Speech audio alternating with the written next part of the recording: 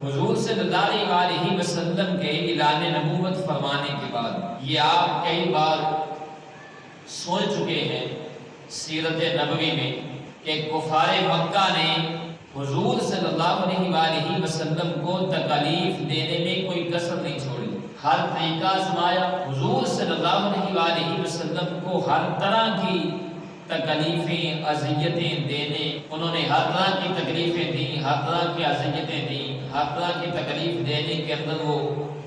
کسی سے پیچھے نہ رہے، حتیٰ کہ تمام قریش مکہ نے، اب یہ سب سے بڑی بیٹی حضور صلی اللہ علیہ وسلم کے غلاس کے نکاح میں تھی، ان کے گھر میں تھی،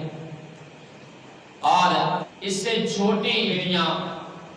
سیدہ رقیہ، سیدہ ام کلثوم رضی اللہ تعالی عنہا، یہ ابو لہب کے بیٹے دونوں بیٹوں کے گھر میں تھی۔ اب جب حضور صلی اللہ علیہ وسلم نے اعلان نبوت فرمایا، پچھلے جمعہ المبارک میں آپ نے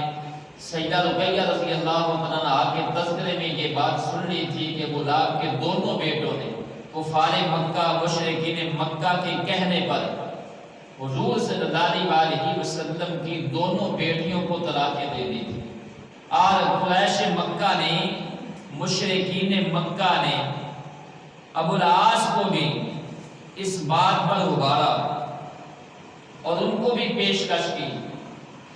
کہ آپ حضور صلی اللہ علیہ وسلم کی بیٹی کو طلاق دیں، مگر انہوں نے انکار کر دیا۔ مشرکین مکہ نے یہاں تک پیشکش کی کہ آپ مکہ کے اندر، پورے مکہ میں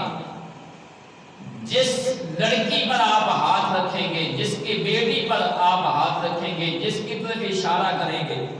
ہم اس سے تمہارا نکاح کر دیں گے، مگر محمد صلی اللہ علیہ وسلم کی بیٹی کو طلاق دے دو۔